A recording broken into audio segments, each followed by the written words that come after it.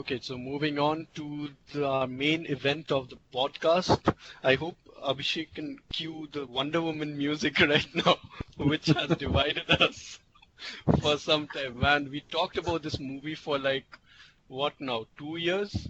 And finally we saw it. And for me at least, and I know for Mrigank, it was sort of a saving grace. Let's take Anir's take on it because we haven't heard from him regarding his opinion on Wonder Woman. Yes, Yeah, even So, I'm how very did you find interested it? in knowing yeah. about it. I've been very interested in your. If you know Mrigank and me, you know one thing for sure. Okay, I go by Mrigank's prediction to any movie. If it feels like it be a good movie, I know it'll not be. So that's my yardstick before I watch any movie.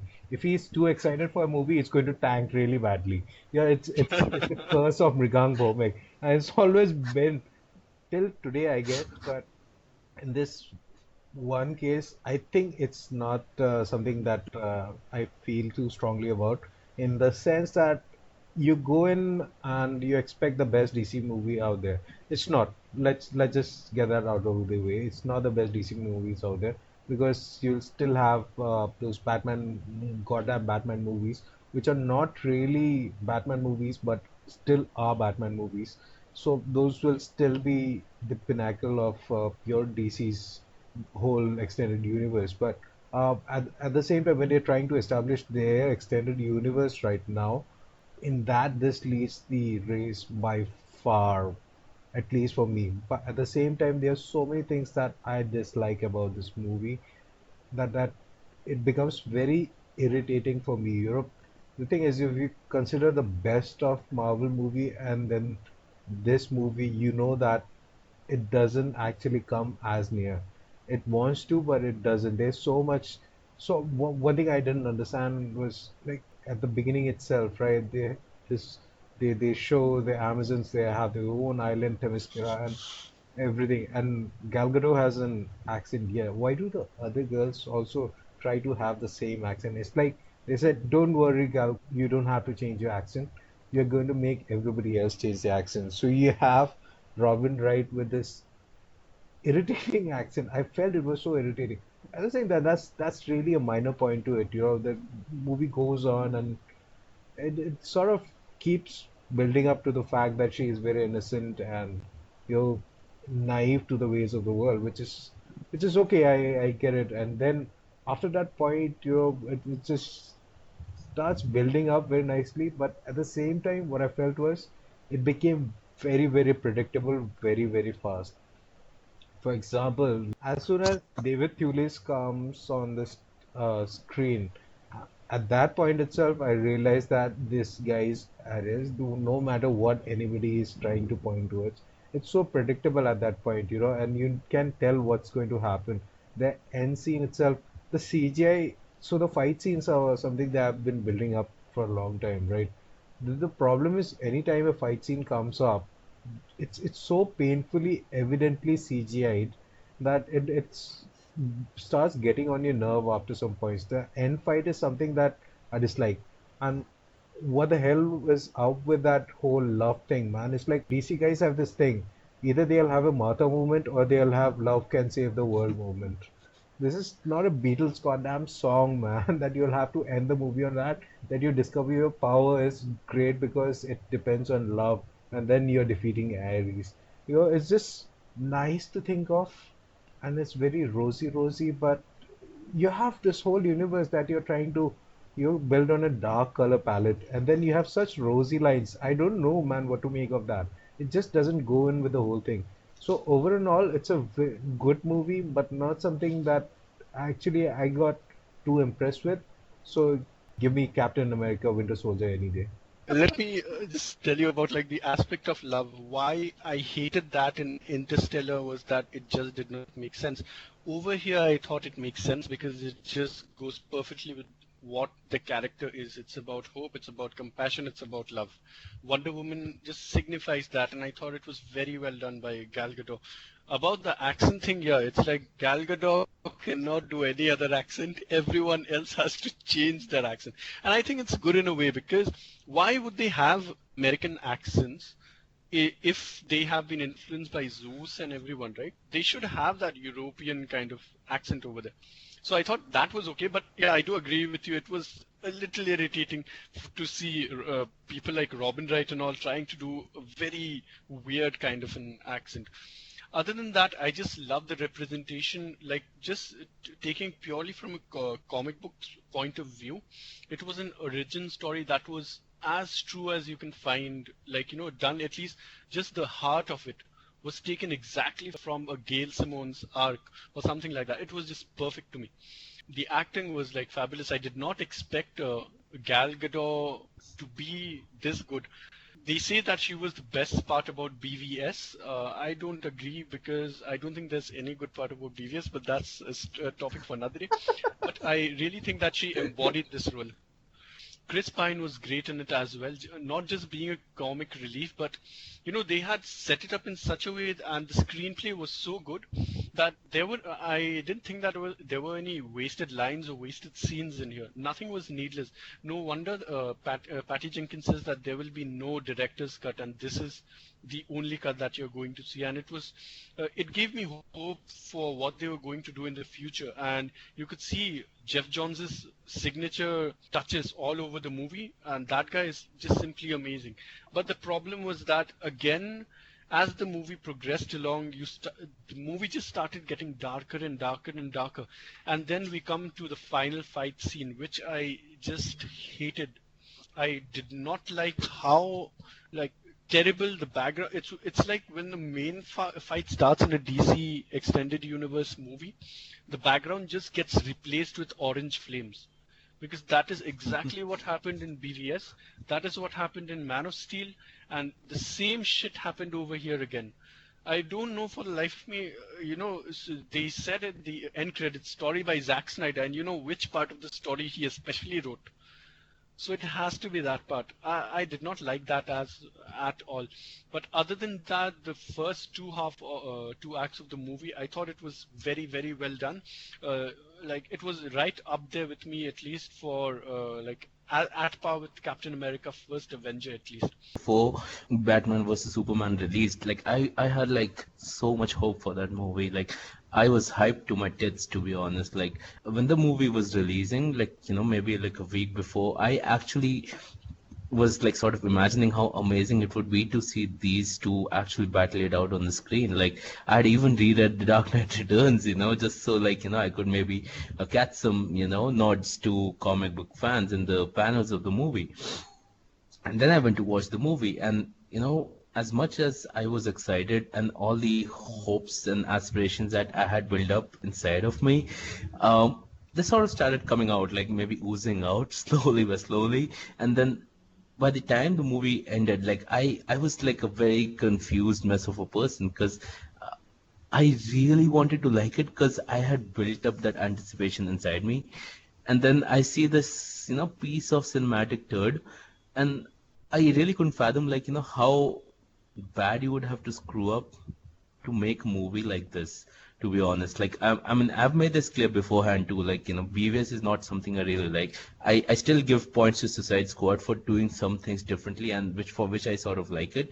But I would totally agree with that on the BVS part. Now, why that comes down to this Wonder Woman review that we guys are doing is because for me, this was like, the make or break moment for DC. At least in my mind, I had made up, like, I was pretty much set that if this doesn't work out, there's no use waiting for, be it Justice League, be it Aquaman, be it the Flash movie, because half of that stuff would never realize. Because, if this movie gets banned, people are not excited about Justice League, and Justice League doesn't make money means whatever plans they have for the extended universe just come down in shambles. When I went to this movie, I was cautiously optimistic because, of course, we were all hearing the good reviews which were coming out. It started with a record-breaking Rotten Tomatoes score, which was hugely surprising. I'm sure a lot of movie pundits lost their bets that day. And then we go to watch this movie, and I was so pleasantly surprised because even if you leave the whole part of it being part of a cinematic universe, being a DC movie or a Marvel movie or whatever, this movie worked because it was so well set up on its own. There were no connecting arcs except maybe for the first 2 or 3 minutes of the movie. There's nothing in this movie which tries to connect itself to a larger universe. I was pleasantly surprised with Gal Gadot being, this amazing character on the screen, that like amazing smile she brought on with herself, and the character she played was as powerful and as vulnerable as her acting, and which was really And good. I think it's a celebration of all things Wonder Woman stands for. And if you guys remember, I sort of said that this is sort of what Man of Steel should have been, because the hope that she brings to the screen and the way she inspires the people around her is what Superman should have been in the Exactly. first time around. And that is something which is missing from all these DC movies, and maybe I never was able to point it out, but when I saw this, and especially that the trench warfare scene, it's not only her, it's like how she inspires the people and the army men around her to actually come and rally with her. So it's not just she alone kicking ass, it's like she inspiring the people to actually be brave and move ahead, which I thought was a very poignant moment. I mean, this is why representation matters, right? Because even when I was watching, I was just imagining, like, what it'll be for someone like a female to watch it, like something like this for the first time. Because even me, I was like realizing that stuff like like things that they were showing on screen, I haven't seen any female protagonist do things like this ever. Like she wasn't just a plot point. There were no guys who were coming to the rescue. She wasn't the damsel in distress. Nothing like that. Like this was totally her movie. Even Chris Pine did not take anything away from Gal Gadot. That was very well done in my opinion, and I think only a woman director could have pulled that off with her vision, because she knew exactly what she was doing, and that is why Patty Jenkins should be lauded. I like absolutely loved it for this reason alone, and I give it such a high rating. So the case for representation is made really well, and I thought Marvel has dropped the ball. They have been in this business for like 10 years, 10 plus years now, and they haven't made that solo female movie yet. They dropped the ball with Black Widow and now Captain Marvel, which is also going to come, and the stakes have been raised way high for Captain Marvel. So it will be interesting to see next year at least, because we have Black Panther coming out and also Captain Marvel, which are both very different movies, but also they are totally different in the sense of the things that they are going to show, because there hasn't been any black superhero movie other than Blade, which has been done in this scale, and there's a PG-13 movie. So with that, Anir, what will your rating for Wonder Woman be? there has been a black superhero movie on this scale. You're forgetting the ever awesome Catwoman, Halle Berry starring. that Oh, that see, Please. there's some things you choose to forget, Anirvan, and yeah, this is some one of things just them. never happen. Like on this scale, as in the universe has been set up and everything. Those who are like shitty movies, they don't exist, man. Elektra and Catwoman do not exist ever. Yeah, I think Absolutely not. both those camps, both DC and Marvel, would like everybody else to act as if these movies did not exist. Halle Berry has nothing to do with the DCEU or the Marvel universe anymore. At least she was there in Marvel for a bit with the X-Men series, but that stopped with the new resurgence. And I think we haven't seen anything from Jennifer Garner, be it in TV series or movies, for a long while now. But that being said, we'll come back to the ratings for this. Uh, so there are few reasons. One is obviously the lack storyline itself that I felt. The storytelling is lacks at some parts, and obviously it's been fantastically acted. I can't actually take away from Gal Gadot. I think she is one of the better parts of this movie. Other than that, I think I'll give it a solid B plus. I can't take too much away because this is still the best DC movie in a long, long time, and I think DC fans have been waiting for a movie like this for some time now.